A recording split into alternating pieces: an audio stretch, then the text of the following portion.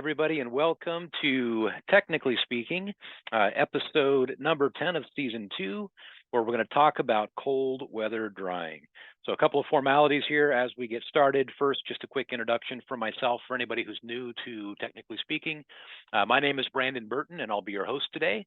I'm the chair of the ANSI ICRC Standards and the senior principal of industry relations here at CoreLogic. And super excited to dive into a topic this week that really drives into the heart of where I have a lot of passion in drying, and that's around psychrometrics and understanding how to leverage particular conditions to get the most out of our drying effort, which is really what cold drying is going to bring us here today. But before we get into that, let's go through a couple of the housekeeping rules here at Technically Speaking. We do not use the chat feature in Zoom. We use the Q&A feature in Zoom. So if you've got any questions as we roll through the topic today, please make sure you drop that into the Q&A. I've noticed Bill, Dave, a couple have already started to drop some questions into that Q&A. Thank you very, very much for doing that. The way we run Q&A is I do it at the very end. So as we're going through the webinar today, anything that hits you for a question, drop it in there. And we do kind of like a town hall session at the very end.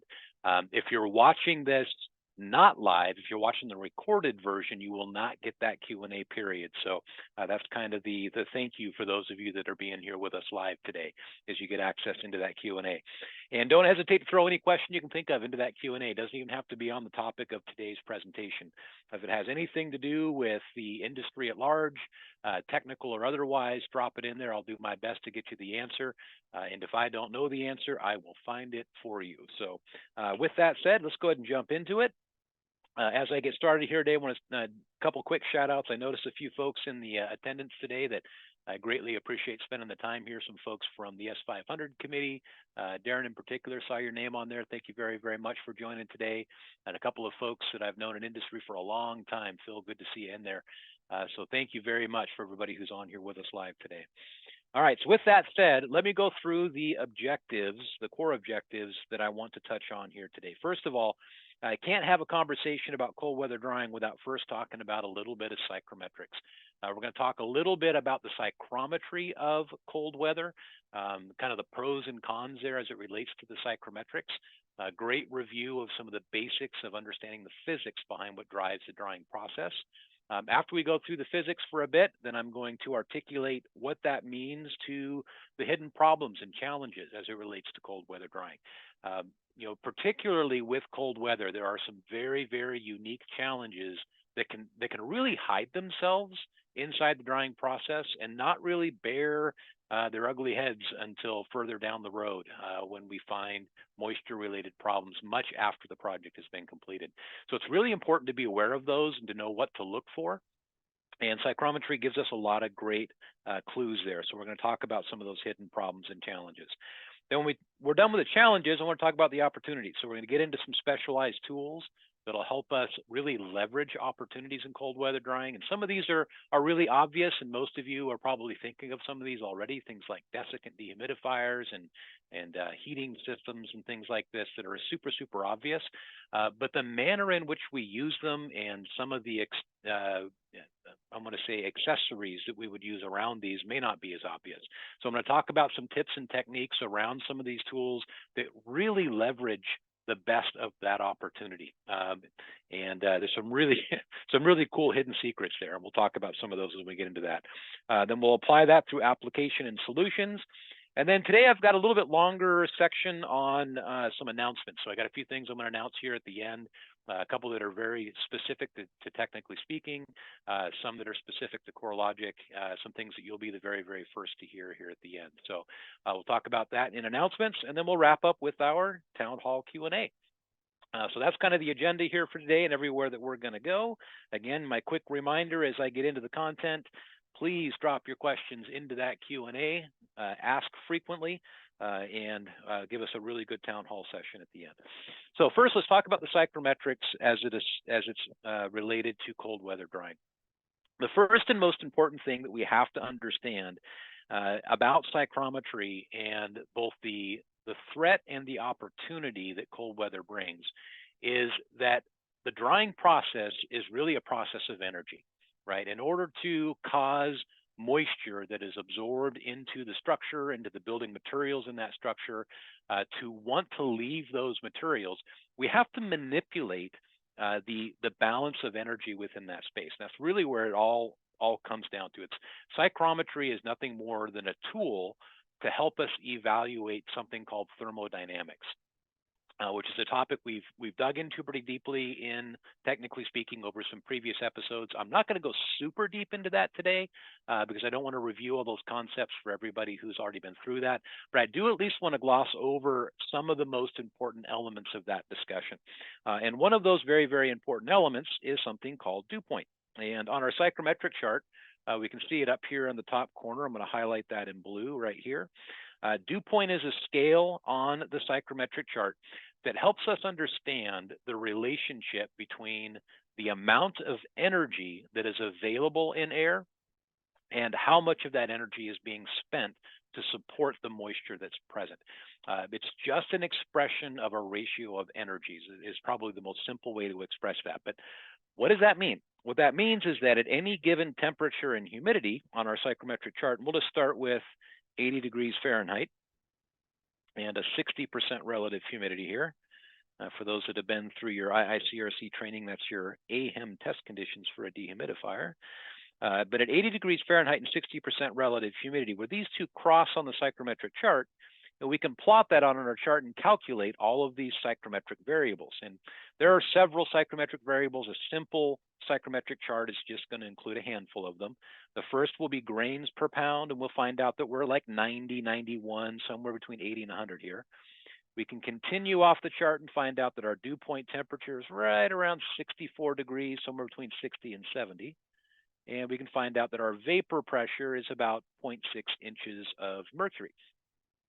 Not going to dig into all of these real deeply, but what we want to highlight and understand as it relates to cold weather drying is just what this little dew point factor right here actually means. Right? What does that actually represent, and what does that actually mean? And the best way to understand that, and the way that I've always looked at this to help my simple mind kind of wrap around this concept, is that you've got to imagine air as a container. Right? And this is a layman's way of understanding how this works. Imagine air as a container. So I'm going to make a green box here, and this green box represents a container that is 80 degrees. That's the capacity in terms of energy. That's what's available to support water vapor in the air. We have 80 degrees of what we call sensible heat, heat that can be felt by other objects. Those objects would include water molecules, right? So we have that available energy to support the suspension of moisture in the air. Currently, we are 60% full. So where this line crossed right here in my 80-degree container, this amount of my air is full, right? So this is what is being occupied in terms of that available energy. This space above that is the free energy that could support additional water vapor in the air. So that's the first part of understanding this energy relationship that dew point helps us understand. Now, as air temperature is increased or decreased, the size of this container, if you will, also increases or decreases. That's the reason why the edge of the psychrometric chart is a curve, right? At warmer temperatures, at higher temperatures, we have a much larger container, right? The chart goes up. At lower temperatures, we have a much smaller container, right? The container becomes smaller. What dew point teaches us, if I have a dew point of 65 degrees, and that's what it shows me over on the edge of the chart, is that at 65 degrees, here's 60, here's 70, the size of that container at 65 degrees right here is equal to the amount of moisture that's already in the air. Dew point temperature tells me that according to the amount of moisture that you have in air, what is the temperature required to support that moisture? And if I go any lower than that temperature, I'll no longer have the energy to support all of the moisture that is currently present, right? Now, we could go a lot deeper into this and talk about lots of other terms that relate to dew point. I want to share out just a couple of those here real quickly, and it's a much more efficient way to clear all that ink.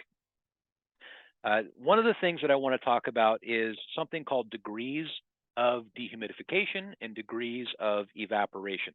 Again, if you go back to some of the episodes we've done on psychrometry, I go into great depth on these, but to help set up what we're going to talk about today, I do need to at least recap that real briefly. So let's take that same condition of 80 degrees Fahrenheit and 60% relative humidity. So here's 80 degrees, and here is my 60% relative humidity. Again, we can go across here and we can calculate, what is my dew point? If I go in this direction on the chart, right, and follow the line where I hit the edge down, I can also calculate that same 65, right? This is the amount, this line right here, this horizontal line is the amount of moisture that is in the air. That line will not go up, it will not go down unless you add or remove water to or from the air. So if I cool my air down, this line will remain on exactly that same plane. It is not going to change. So where I hit the edge of the chart, I hit saturation. That is my dew point temperature. Okay. Now, when I run off of the chart in this direction, the more I cool in this direction, let's say we cool down to 40 degrees Fahrenheit, this moisture that is off the chart is referred to as degrees of dehumidification. That's what we call that. The number of degrees I've dropped below my dew point temperature, that relates to the amount of moisture that will be lost from that air. That moisture will be lost against whatever surface absorbed that energy from the air. So this could be a cold window. This could be the side of a soda can that's cold sitting on the countertop. As air passes across that cold surface, nature is going to seek an equilibrium. Thermodynamics is going to kick in, and the higher concentration of energy will go to the lower concentration of energy, right? As that happens, on that surface that is taking that energy, this moisture will condense. Again, that is degrees of dehumidification. This is a really important concept when we get into the area of cold weather drying, because this is going to be the enemy. It's something we have to be aware of. We have to be able to identify where there's a concern for this dehumidification to occur, how to look for it, how to track it. And if it is a risk, we also need to know how to counter it, right? How to ensure that I'm not just putting heat into a building, but I am ensuring that these surfaces don't become points of dehumidification, right? You only want dehumidification to happen where you intend it to happen. I want it to happen inside of a dehumidifier, or I want it to happen through ventilation. I want to be in control of anywhere that this excess moisture is being disposed of. What I don't want is to have this moisture just to be redistributed throughout the structure, especially in areas, and this is the real risk with cold weather drying, especially in areas where we were not initially wet, right? When I go do my initial inspection and I know my water source and I track my water source out in its multiple directions across the project, and I identify these wet areas, when I come back on day 2 or 3 or 4 to do my monitoring, we don't typically check, 10, 20, 30 feet away from my affected area to discover new moisture because it's not on our radar, right? That wasn't part of the affected area. That's part of the unaffected area. And that's part of the risk that this really creates for us in cold weather drying, is that in cold weather, we can end up with problems through the drying process that are outside the affected area if we're not careful, okay? All right, so in review, before we move forward, one of the most important things that we need to do in cold weather drying scenarios is pay attention to dew point, right? When you take an atmospheric reading anywhere inside the structure, at least calculate that dew point temperature. And I'll show you on the next slide how we'll use it, but at least calculate the dew point temperature. Log that dew point temperature, be aware of that dew point temperature. And just like you set a goal of making sure you never exceed 60% relative humidity and some of these other benchmarks that we place to keep the drying environment healthy, this is going to be one of those benchmarks. You're going to log that dew point temperature, and we're going to compare that against other readings to make sure that it's not a problem, okay? So that concludes kind of the review part of the concept. Now let's start getting into identifying the problems, okay? So here we have just a real basic schematic of a structure where we've got a living space with a couple of rooms. We've got a crawl space. So it looks like in this particular structure, we're built above grade. We've got an exterior, we've got an interior, and we're kind of calling out the detail assembly of this interior wall. So let's just kind of track water for a moment inside of this space. So we have moisture that is in this environment. The moisture is there because we've had some sort of a water damage, and that moisture has begun to evaporate into this space. Okay? We take our psychrometric chart, we take a look at the readings for this area, we find out that we've got 80 degrees and 60% relative humidity. I'm just using that because we used it on the previous slide. And we already know what this dew point is, right? That dew point is 65 degrees Fahrenheit. So taking the concept that we just reviewed, what that means to me is that although this air is kind of right at the threshold of being a problem, it's right at 60% relative humidity. It's not necessarily a red flag, but it's a yellow flag. That 60% relative humidity assumes we are 80 degrees Fahrenheit, right? If that temperature changes and the 80 degrees becomes warmer or colder, the grains per pound won't change, the dew point won't change, but this relative humidity, it definitely will, right? The relative humidity, and I'm going to jump back to the previous slide to make sure we understand that concept, but the relative humidity is exactly that. It's relative, right? And it's going to change if I have fluctuations in temperature. So let's make sure we understand that concept.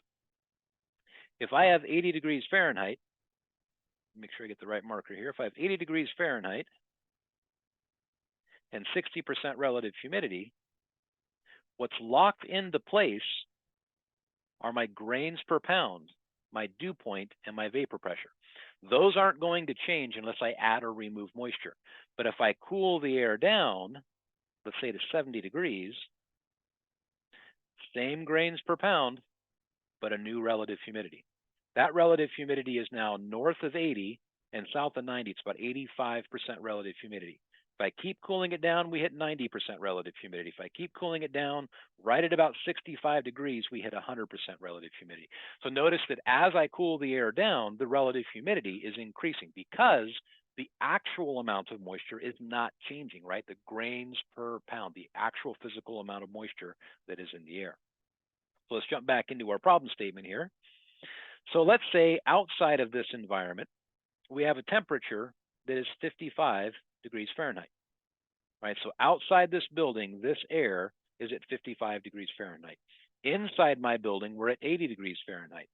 Well, let's take a closer look at this wall detail. On one side of that wall, we may be nice and warm at 80 degrees, but as that moisture, as that air has an opportunity to move into and through this assembly, it's going to come closer and closer to this 55-degree air on the outside. And we're going to end up with a gradient through this wall assembly, where on one side we're at 80, at the outside we're at 55, and inside here we're at somewhere in between. Closer to warm on this end, closer to cold on that end. If at any point in this wall assembly, this temperature drops below 65 degrees, that's my dew point, then we're going to begin creating dehumidification inside of that assembly. Now, is there an opportunity for that to happen in these conditions? Absolutely. Especially if I take a drying system inside of this space and I take this air and inject that air into this cavity. I'm forcing that to happen. I'm driving moisture from this environment into an area where I have a surface right here that is in direct contact with the cooler outdoor air. Now, this isn't even an extreme scenario, right? 55 degrees outside is not a super, super cold condition, I guess, depending on where you're from. For me here in Washington State, that's a spring afternoon, right? So it's really easy to get down to 55 degrees Fahrenheit. Make this even more extreme and get significantly cold outdoor conditions that are down below freezing, for example, and we'll call this like 20 degrees Fahrenheit. And it's very realistic to understand that we're going to get substantially cold air on the inside of this cavity. But it's not just on the inside of this cavity that I'm concerned about it. This condition can occur anywhere that we are close to this outdoor condition. So this can occur, for example, anywhere within this crawl space or substructure that is underneath the building. If outdoor air is allowed to mix in this space, of course, the exterior assemblies that we just discussed. It can also occur anywhere within this space that is in contact with outdoor air that may be ventilating the space above the living space. All of these are suspect for having colder temperatures than the environment in which I am drying. Therefore, all of them need to be on my radar. Now, how do I fix that, right? How do I take this information and first of all, make this simple for me to discern or be aware of. And step number one is really simple. Just know your dew point, right? Step number one is just to measure this air and know that you have a 65-degree dew point. That's step number one. Step number two then is really simple. Compare 65 degrees to all of the other temperatures that you're logging. We log our outdoor temperature, we log our unaffected temperature. Hopefully, as an organization, you're also beginning to look at some surface temperatures. That's becoming more and more common in our industry, and I'm going to talk more about that in a little bit. But in particular, you should be looking at surface temperatures where they are prone to being cooler than your drying environment. For example, if you have a lot of slab on grade, right? Very, very commonly, that concrete slab on grade is going to be cooler than your drying temperature. And that's important to note. If I've got a 65-degree dew point and my slab is at 62, that slab's not going to dry. You have 3 degrees of dehumidification. Think about that for a moment, right? Just by understanding that the slab is cooler than the dew point of my drying air, I automatically know I'm not going to get progress in the next 24 hours unless I change something, right? And we'll talk about what to change. But unless I change something, expect that slab to be wetter the next day, because that's what the psychrometrics and the physics are telling you is going to happen, right? Don't even have to guess about it, okay? So that's kind of the stated problem. And to understand that the problem exists, again, I can't iterate this enough. First, understand what is the dew point of your drying air. What is that dew point in that environment, all right? Anytime you've got temperatures that are at risk of being colder than your drying chamber, you need to be aware of what the dew point temperature of your air is. Then step number two, to know if the problem exists, is you then compare that to your surrounding temperatures. And in these cases, it becomes even more important, not just to track your outdoor temperature, your unaffected temperatures, potentially the temperatures of HVAC systems and plenums that are running through wall cavities, because that's going to create cold surfaces, but also track the temperatures of the building materials that you're trying to dry. If there's any risk that they would be colder than the air in your drying environment, track those temperatures, right? You can make an investment of $40 into a laser thermometer and measure the surface temperature of building materials literally in seconds, just to be aware of whether or not they're going to be a drying problem, okay? All right, so that's how to identify the problem and know that the problem exists. So now I'm going to get into some of the tools that we use in cold weather drying, talk a little bit about what makes those tools particularly valuable in cold weather drying. Some of this is going to feel a little bit like review. Then I'm going to get into the true application of those tools, and that's where we're going to talk about some of the secrets, so to speak. So first, real quick, 2 tools that I want to throw onto the mix here before we get into application. One is the desiccant dehumidification system. Desiccant dehumidification systems are, in my opinion, severely underutilized within our space as an industry. They're a wonderful and very, very powerful technology. They're also very much so misunderstood in terms of what their strengths are and what benefit they really bring to the drying process. By no means are they the right dehumidifier for every drying project, but in the right circumstances, a desiccant dehumidifier can be invaluable. And one of those cases can be in cold drying conditions, cold weather drying conditions. Another is when we're dealing with a need for extremely low vapor pressures, which is kind of out of scope for today, but it is definitely one of the benefits they bring. To understand the reason why desiccant dehumidifiers can be so advantageous in cold weather drying, I just want to point out a couple of their characteristics. First of all, desiccant dehumidification systems typically involve a significant heat source. And that heat source inside of a desiccant dehumidifier isn't there to add heat to the building. That's not the purpose of it. The purpose of it is so that it can dry its desiccant media, whether that's silica gel or lithium chloride or whatever it is that it uses. But that heat source is there to literally bake that desiccating material dry so it can be reused over and over again. There's a rotor on the inside of the desiccant dehumidifier that rotates. And actually, I wrote that in the wrong direction. It rotates in this direction. But that rotor that rotates through the rotor, or through the inside of the desiccant dehumidifier, this rotor contains silica gel or some other material that is chemically attracted to water molecules. And it bonds with those water molecules. Typically, it adsorbs those water molecules. And the reason why the heat source is there is to bake that water back off of the rotor after the dehumidification process. The benefit to this is that this rotor generally takes on a lot of heat. And usually this air, this process air, This is the air that is first wet and then becomes dry on the exhaust. Usually a lot of that heat that we're adding to make that rotor dry translates into a high temperature coming out of the desiccant dehumidifier, or higher temperature coming out of the desiccant dehumidifier. The other significant advantage of a desiccant dehumidifier that is very different than refrigerant dehumidification systems is it doesn't matter how dry the air is coming into the desiccant. Because of the way that it works, you can start with exceptionally dry air and through the desiccant end up with even drier air. Desiccant dehumidifiers will remove moisture from air irregardless of how wet that air is. If there's moisture in the air, the desiccant will always make the air drier. Whereas with refrigerants, our best technologies that we have in the industry today really start to struggle once you get down to about 25 to 30 grains per pound. If you're going to put that in terms of relative humidities, they really struggle when you get down to about 20 to 30, 35% relative humidity. They really start to struggle. In fact, most basic refrigerants, consumer grade refrigerants, start to struggle at about 40% relative humidity to 45. So even our best ones will start to struggle at those lower humidities. Desiccant, on the other hand, does not.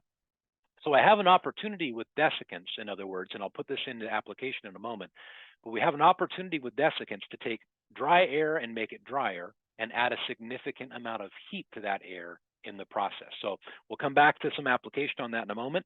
Before we do, I want to talk about one other tool before we get into applications, and that is the furnace systems that we may deploy in cold weather drying. The obvious about furnace systems is when I've got cold conditions, obviously energy is necessary to drive the drying process, and there's no better way to do that than to use a system specifically designed to add heat. Now, there are lots of different systems that are out there that are intended to add heat to an environment. The most important attributes that I'm going to share with you about the tools that you use are twofold. Number one, on the inside of this system, whatever this heating system looks like, it's really important that it be indirect. If it is a fuel-fired system, which is what I would encourage because of the amount of energy that we want to add, electrically that could be really, really challenging. I would recommend fuel-fired, although it could be electrical, just as long as you got the electrical source to drive it. But if it is fuel-fired, indirect is important. And what we mean by indirect is that there is an air stream that is running through the heating system that does not mix with the combustion. That air is running through the inside of some sort of an energy exchange coil and then exiting out the back, while the combustion is occurring inside of this drum. So we have combustion occurring on the inside of this drum, and the combustion byproducts are being exhausted through a flue or a stack, whereas the air that I'm heating is run through these tubes that go through that combustion chamber but never allow the two air streams to mix. That's an indirect fired furnace system. Now, why is that important? That's important because through the consumption of a fossil fuel, you are going to produce moisture as a byproduct, and you're going to produce carbon monoxide to a certain degree as a byproduct. The amount of moisture, the amount of carbon monoxide is going to vary depending on the fuel source and the efficacy of the combustion, the completeness of the combustion. But in either case, both are going to be produced, and neither one of which has any business being added into your drying environment. So an indirect fired system is going to be important. The second thing that's really important when you use a system like this is that they typically come with a controller, and that controller controls the system based on temperature. That's not what I want to control in my drying environment. I want energy, but as a means of drying, what I'm actually trying to control is not temperature. I want temperature, but I want to control humidity. So when you use a system like this, you need to add an additional component. And that's these two little guys sitting right over here. This is what is called a dehumidistat. I'm going to spell that out. Jump onto Grainger, jump onto Amazon, or any other industrial supply resource that you shop with. A dehumidistat is going to run you $40, $50. Okay. And what a dehumidistat is a dehumidistat is much like this thermostat, but it does something very different. I plug this into a power source, and these outlets are energized based on the humidity that I set on the dehumidistat. Okay, so if I set my humidistat at 40, then these plugs are going to remain energized, right, until or unless I drop below 40, until I drop below 40% relative humidity. This is called a dehumidistat. If you run your furnace on a thermostat, it will run and maintain temperature at your desired temperature. Then you run a ventilation system controlled by a humidistat to continuously flush the air, but not flush the air to the point where we lose all of the effort that we've created in that drying environment through the addition of heat by controlling to a target humidity. These two in concert are going to give you full control over the drying environment, over both temperature and humidity, without overdoing the ventilation and losing all of your heat. Now, the furnace, the ventilation system that I've chosen here is a true ventilation fan. This is called a fireman's fan. It's also known as an axial fan, but this is a ventilation fan that is designed for exhausting air through ductwork outside of a structure. And typically, I would hook this up at a window. I would board that window and secure it with a brace on the inside to make sure I have building security, and then run this through probably a 12-inch duct that is exiting out the building. This fan would then be plugged into this dehumidistat, and then I would set my dehumidistat. Typically, initially in my drying environment, I want a lot of ventilation through the structure. So if you set your dehumidistat at 25, 30% relative humidity, you're going to get a very, very high rate of ventilation. Then monitor your temperature. And in subsequent days, you may be able to drop that even further to get an even greater rate of ventilation. The lower you drop that humidistat, the more frequently you're going to exhaust the structure and the more air changes you're going to get on the environment. Okay? All right, so another set of tools, an indirect fired furnace system and a ventilation system controlled by a dehumidistat. All right, so those are the tools. Now that we've talked about the tools, let's start dropping into the application of these tools. Now I'm going to start with the desiccant dehumidification because it's the most straightforward. When I'm dealing with a drying environment where my indoor environment, let's use that same 80 degrees and 60% humidity, that gives me a 65-degree dew point. And if you want to do the math, that gives me approximately 91 grains per pound. All right, somewhere in that neighborhood. When my outdoor environment is substantively cooler and drier than my indoor air, here's the benefit of using desiccant dehumidification. And let's use an example here off our psychrometric charts. Let's get an actual set of measurements. Clear my ink here real quick. And let's just throw something random out here. Let's say that it's 55 degrees Fahrenheit outside. And at 55 degrees Fahrenheit, we are sitting at about 80% relative humidity. So 55 degrees and 80% relative humidity. That outdoor air has about 45 grains per pound, or excuse me, 50 grains per pound. So now let's take that back over to our scenario. And at 50 grains per pound and a colder air condition on the outside, by installing a desiccant dehumidifier at this location and drawing this air into the desiccant, then returning air to the structure, I start my dehumidification at 50. Instead of starting at 91 grains, that air enters my desiccant dehumidifier at 50 grains. So my grain depression, my water removal, already has a head start. This would be really difficult to do with a refrigerant dehumidifier because you'd end up freezing up the refrigerant dehumidifier because you're starting with the air cold and dry. You run that into a refrigerant dehumidifier and your cold coil is going to get even colder. You're going to go into defrost cycles. So this type of a setup in cold weather drying doesn't work with refrigerant dehumidification, but it does with a desiccant. Secondarily, because the air coming in from outside is also colder, that heating system that baked that rotor dry on the desiccant dehumidifier is going to add heat to that air as it brings it in. It's also going to boost the efficiency of the desiccant because that rotor, once it's been baked dry, the rotor gets hot. And a hot rotor doesn't work very well. So the colder the air going into that desiccant dehumidifier, the more efficient that rotor becomes because it recovers from that drying process, that heating and baking process. We have a much faster recovery from that as we come out of what we call reactivation. Now, a couple of things I want to point out about setting up this way with a desiccant dehumidifier to kind of give you the inside hidden secrets here. Let me clear my ink again. And we'll put our desiccant dehumidifier in here. So a couple of things that are important about that setup that I want to stress. First of all, when you place that desiccant dehumidifier inside of the environment and you bring air from the exterior to the desiccant dehumidifier, and then place that air into the drying environment. Always pay attention to how you're pressurizing the space, okay? So if I'm bringing air in from outside, let's say this is an old dry ease 325, all right, desiccant 325, it's called the Dry Tech. That desiccant dehumidifier brought in about 300 CFM. And then as that air came into the desiccant dehumidifier, a certain portion of that air was bled off as reactivation air. That's that wet air that was used to dry the rotor, that heated air that was used to dry the rotor. That's got to be bled back out to the outdoor environment. This was going to be somewhere in the neighborhood of about 50 CFM, which means about 250, 300 in, about 50 being used for react out. That means 250 CFM are being added to this environment, 250 cubic feet of air per minute. Now, what I'm hoping what's kind of popping up for some flags in your mind right now as I describe that, I intentionally didn't say it initially, that's going to positively pressurize this environment. And this is something you've got to be aware of.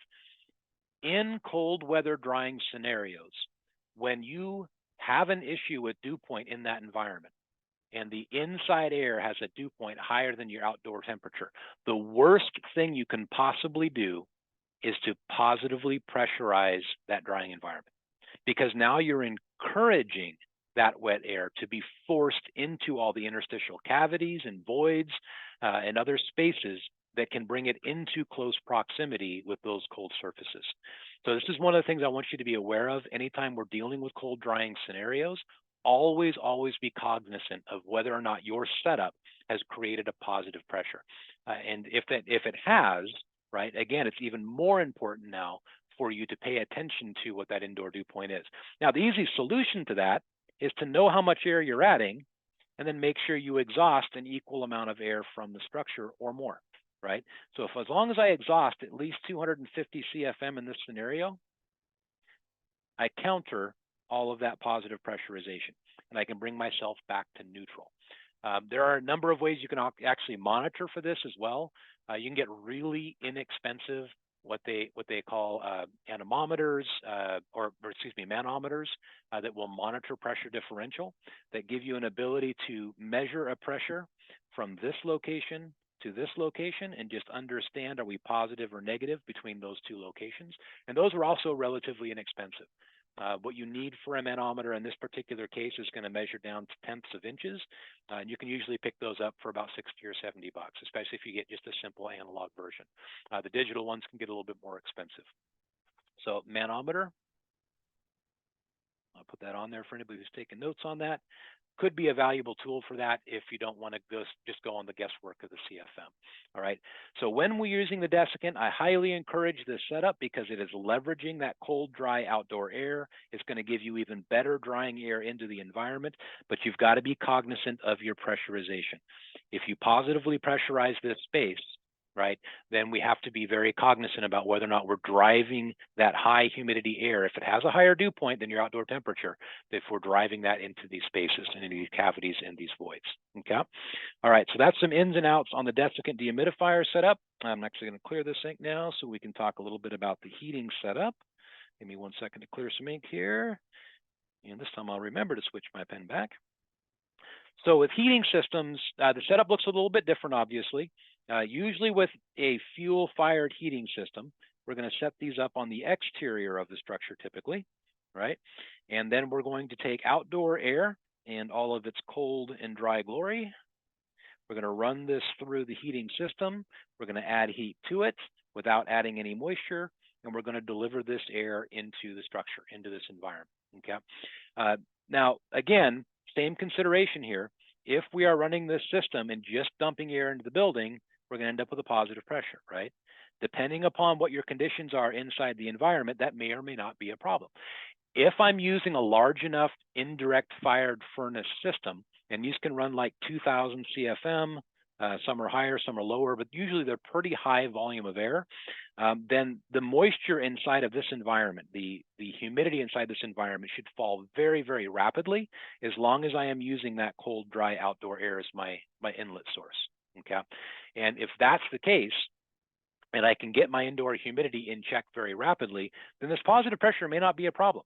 So as long as that indoor dew point is not higher than my outdoor air temperature, then the positive pressurization is not necessarily a problem. In fact, it could be slightly advantageous. We have to pay attention to dew point, however, to know if it is or not. Now, how I can counter that, again, is through ventilation, right? The basics of this ventilation is if I'm bringing 2000 CFM in, then I want to use a fan. In this case, I will call it a fan and not an air mover because that's what I'm going to use as an axial. And we're going to drop that air out at an equal or greater rate, right, to make sure that we have an appropriate pressurization inside the space, okay? So that evacuation of air, as long as I'm equal or greater in terms of my volume, I can keep that pressurization neutral or slightly negative within the space, okay? Now, as I get into this, because when we use large and powerful evacuation fans like this, it's really important to draw out this concern. I'm going to step back to this furnace discussion, and we're going to talk a little bit about the danger sign that I have located right here. When I evacuate air from a space, if I evacuate that air at a high enough rate and create a substantial negative pressure in that environment, we have a significant risk that we can cause a backdraft from combustion appliances that are in that space. So if I've got a structure, and in this structure we have a combustion appliance like a furnace system that has an exhaust out of flue that is getting rid of all the byproducts of combustion inside of this furnace system, one of those byproducts is carbon monoxide, right? And carbon monoxide is pretty scary stuff.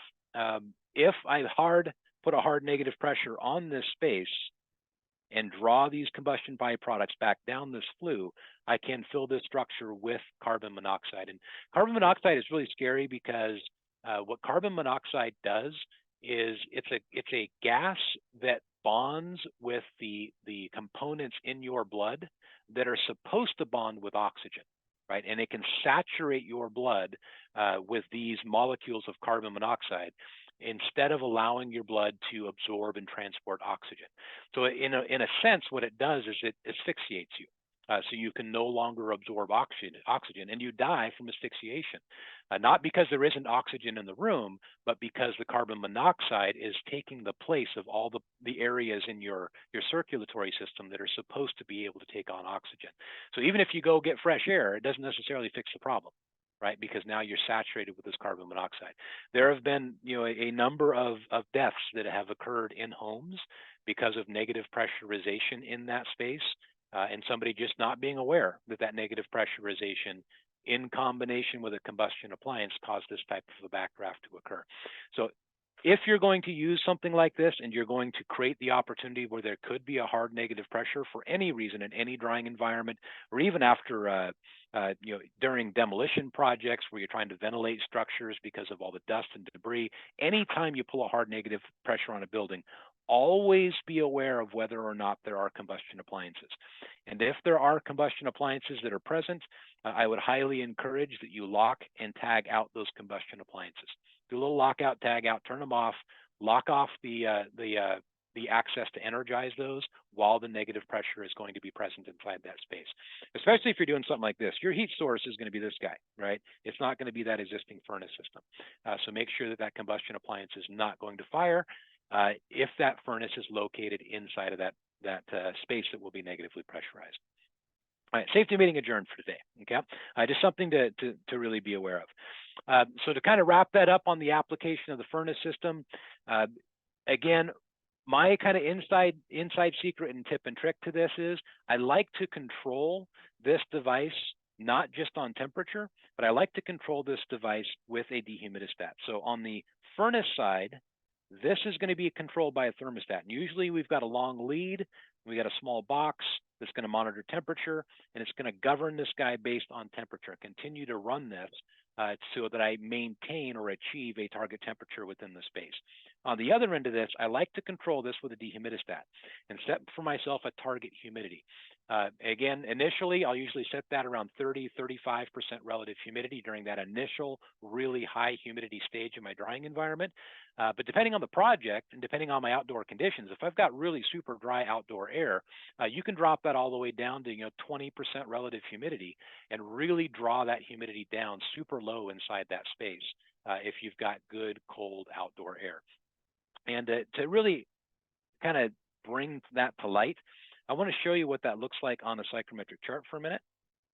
So let's track what happens when we're using a device like that. And we have truly cold outdoor conditions. And I'm going to go a little more extreme here.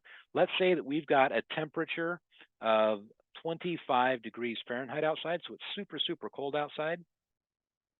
And at 25 degrees Fahrenheit, you can see how far down we are here on the psychrometric chart.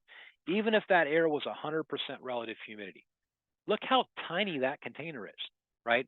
If I bring that in through an indirect fired furnace system and I heat that up to 80 degrees Fahrenheit, I cheated there a little bit. Let me get my line back up there. Bring that up to 80 degrees Fahrenheit. Look at the condition that I'm going to create. 80 degrees at 10% relative humidity. When it's 20, 25, 30 degrees outside, if you bring that air in and maintain a temperature in the building of 80 degrees, you're bringing in air at 10% relative humidity. You're bringing in air that has a vapor pressure less than 0.1 inches of mercury. If you follow that all the way across over to the vapor pressure scale, right? That is exceptionally dry air. You are never going to create that with a low-grain refrigerant dehumidifier, right? So automatically, just in the fact that the outdoor air has such a low amount of moisture in it, even at 100% relative humidity, right? And I know at the beginning of this, I didn't dig real deep into that relative humidity versus grains per pound because we've covered it a plethora of times here on Technically Speaking. So I apologize if you didn't catch those episodes and that's not kind of a second language to you. But just to illustrate just how powerful that is, the amount of moisture that is in air at these extremely cold temperatures, even when the air is saturated, is virtually nil. Bring that air into an environment, heat it up to a good target drying temperature, and your humidity in that space, this is 10% relative humidity down here, folks. 10% relative humidity is a wonderful drying air at 80 degrees Fahrenheit. So you're automatically getting that just by using that outdoor environment. And I'll give you one other illustration of this. One of the things that we talked about in an earlier episode was being able to use what we call grain depression in order to calculate water removal from a space. And to really just drive this point home here before we start moving into wrap up, let's take a look at just how much water removal this would equate to. Remember that furnace system that we talked about is about 2,000 CFM, right? So if I bring in air at 25 degrees and 100% humidity, that's somewhere in the neighborhood of like, let's call that, we'll call it 18 grains per pound. Again, horseshoes and hand grenades on grains per pound, close is good enough. If inside my building we started out at 80 degrees Fahrenheit and 60% relative humidity, that's what I'm replacing. That's about 91 grains per pound. So think about what you're doing for a minute. You're bringing in air at 18 grains to replace the air that was 91 grains. What is the grain depression there? 91 minus 18. Oh, let me get on my calculator. 91 minus 18. Some of you doing your heads already, I know, but that's 73 grains of depression. I'm removing 73 grains for every pound of air that I circulate through that system. Now, if you remember, if I take my CFM, I multiply that by my grain depression, and then divide by a magic number 71, thanks to a gentleman named Kevin Fisher for creating this nice simple formula for us many, many moons ago. But CFM times grain depression divided by 71 gives me my pints per day of water removal. Let me just do that math real quick. 2,000 CFM times a 71 grain depression divided by 71 equals, holy cow, that's about 2,000 pints a day. How big of a dehumidifier would you have to install to get 2,000 pints a day of dehumidification? But how many large LGRs is that? Right, and I'm getting that by a furnace, maybe an exhaust fan at the opposite end of the building, maybe a dehumidistat, far lower investment than installing 10 large LGRs that would give me an equivalent amount of dehumidification, right? And good luck trying to run 10 LGRs in the average home and finding the power to run them, right? So that kind of really highlights for you the significance and the benefit of really leveraging, and that's kind of the main point I wanted to get at today, understand your psychrometrics, leverage your psychrometrics in order to get the most advantage out of cold weather drying. So kind of your takeaways for you today, and the things that I want you to hold on to as actionable items. First of all, with psychrometrics, the number one thing, calculate your dew point, know your dew point, because not only is that going to highlight the opportunity of cold weather drying, it's going to highlight the potential problems. Compare that to the temperatures you're likely to see around your drying environment, the coldest of which is likely going to be your outdoor air.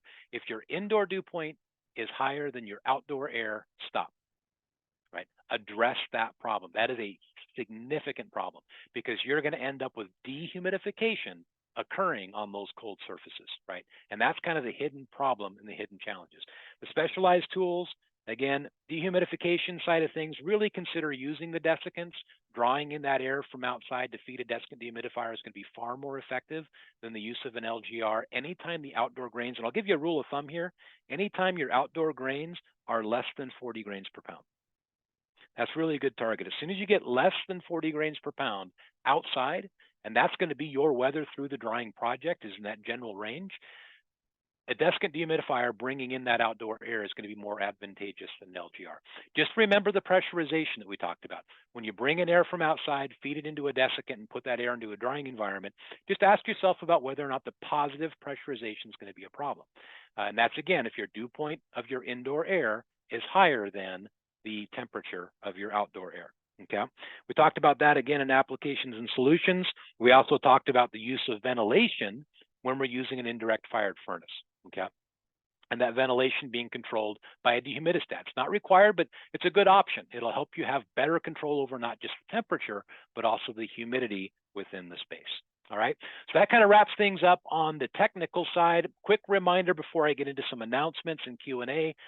Inside the Q&A tool, please, if you have any questions about what we covered today or any questions about the industry at large, I'll do my very, very best to answer those. Drop those into the Q&A tool.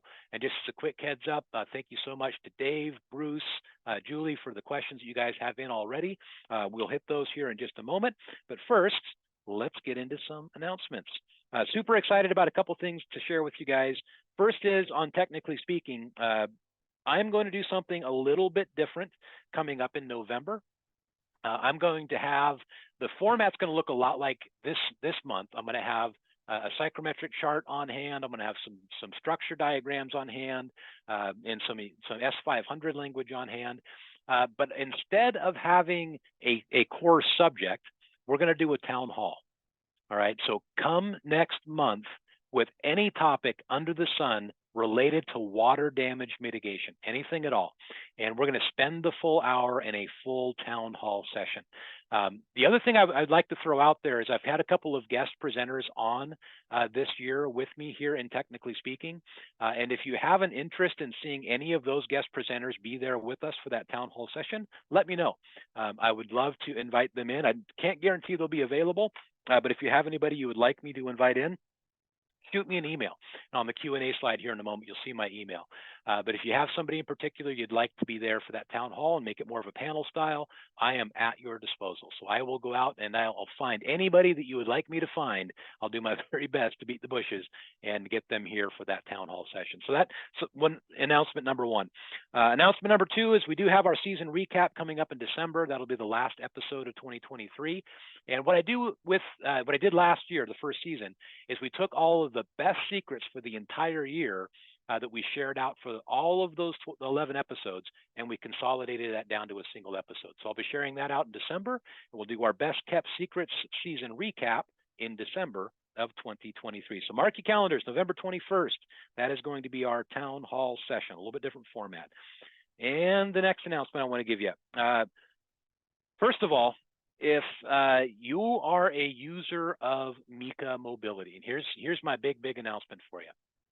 If you are a user of Mika Mobility, we have an all-new CoreLogic Restoration Mitigate coming out in January. This is the all-new Mika. Now, exciting enough that Mika's getting a facelift and we're having something new come out in Mika, but here's the really exciting part for me personally. I've spent the last year and a half with the license to completely tear down Mika personally and rebuild Mika from the ground up from the perspective of the technician. And I'm super excited about this, folks. So we are going to launch an all-new application that I was given direct access into from a standards perspective, from a teaching perspective. I spent a good 20 years of my career as a trainer and as an educator, working and focusing on the technician in the trenches. And I feel that I've been able to bring that into what CoreLogic Mitigate is going to bring to bear. That's going to hit the market in January. So if you're a Mika user, one of the most common complaints that we've heard about Mika is it's good, it's a good tool, but it's really built because it's a required documentation tool, right? If I'm on a program job, I've got to do it because this is what carriers or TPAs want me to use. That's not what the new Mika is going to be. All right, so look for that, CoreLogic Mitigate. We're going to unveil it at Interconnect. We're also going to have training available at Interconnect for technicians to be proficient in the use of that application. So if you want your technicians to hit the ground running with CoreLogic Mitigate, the all-new Mika, get them to Interconnect, and we can get them through training that will be dedicated to them as technicians during Interconnect. So while your program managers, your business managers, your finance managers, et cetera, are receiving training in their areas of the business, your technicians will get specific training directly in CoreLogic Mitigate. And as a side note, you can help me out if you register for Interconnect. I want you to use the QR on the screen and enter the code CL157. That gives me credit for getting you to come to Interconnect. Again, that CL157 is your code. It'll also give you 15% off. All right, so January 21st and 24th, Interconnect. Those of you that want to be Mika Masters, CoreLogic Restoration Mitigate will be the new name. If you want to be Masters, be there with us at Interconnect. All right, and with that, remember that town hall next week, or not next week, next month. If you've got any thoughts on that town hall, hit me at brburton@corelogic.com. Thank you so much for joining me for this year's Technically Speaking series, and we'll see you in November. Have a wonderful day.